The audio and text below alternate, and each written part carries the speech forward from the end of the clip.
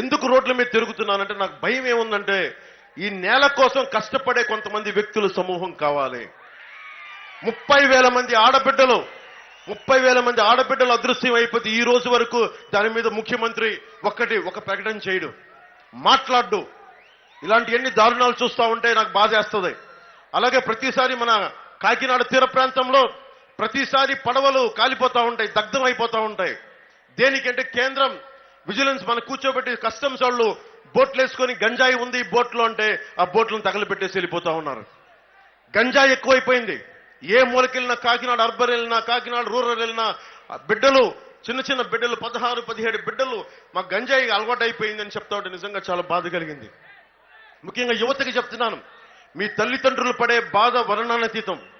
నిజంగా మీరు కూర్చోబెట్టి మీరు బలంగా ఉండాల్సిన యువత, దేశానికి వెన్నెముక అవ్వాల్సిన యువత, మీరు ఈ గంజాయికి వీటికి మీరు కూర్చోబెట్టి ప్రోత్సహిస్తే డబ్బులు మీ ఆరోగ్యాలు పాడైపోతాయి.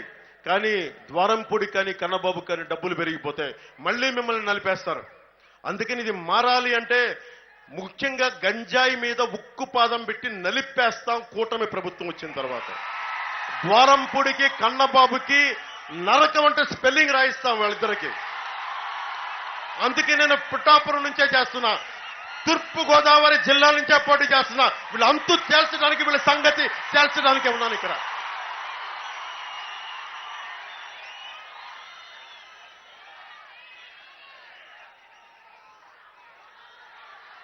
ముఖ్యంగా సూర్యారావుపేటలో మత్స్యకారులు గుడిసెలు బలవంతంగా ఖాళీ చేయించాడు కన్నబాబు. అక్కడ 750 ప్లాట్లు వేసి 30 మాత్రం ఇచ్చారు, బ్యాలెన్స్ వీళ్ళే ఉంచుకున్నారని తెలిసింది. మేము వచ్చిన తర్వాత ఆ మత్స్యకారుల గుడిసెల్లో ఏదైతే జరిగిందో వారికే స్థలాన్ని కేటాయించేలాగా మనకి నానాజీ గారి దగ్గర బాధ్యత తీసుకుంటారు.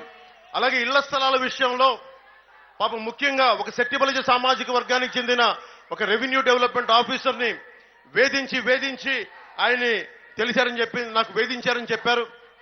దాని మీద కూడా అధికారికి న్యాయం జరిగే వరకు కూటమి ప్రభుత్వం తరఫున పంతం నానాజీ గారు దీని బాధ్యత తీసుకుంటారు. అలాగే కొంగోడు గ్రామంకి బ్రిడ్జి చాలా అవసరం.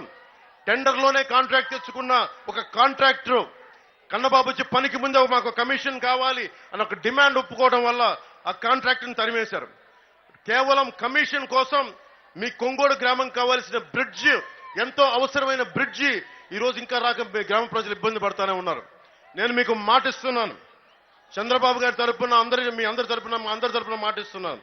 ఈ నియోజకవర్గానికి సంబంధించి అవసరమైన రైతాంగానికి కావాల్సిన లిఫ్ట్ ఇరిగేషన్ ప్రాజెక్ట్ చేపడతాం, జూనియర్ కాలేజ్ ఏర్పాటు చేస్తాం, యువతకు కావాల్సిన బలమైన అవుట్డోర్ స్టేడియం ఇవన్నీ మేము రెడీ చేస్తాం. కడపలో ప్రైమరీ హాస్పిటల్ కేర్ ని 50 పడకల ఆసుపత్రిగా అప్గ్రేడ్ చేయాలని డిమాండ్ ఉంది, దాన్ని ఖచ్చితంగా ముందు పరిష్కరిస్తాం. డీజిల్ మాఫియా పైన, గంజాయి మాఫియా పైన ఇందాక చెప్పినట్టుగా ఉక్కు పాదంతో మెడ పెట్టి కాల్చి కింద తొక్కేస్తాం.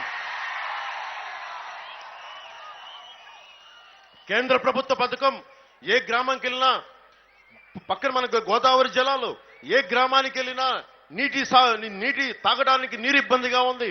ఇవన్నీ చూస్తా ఉంటే కేంద్రం నరేంద్ర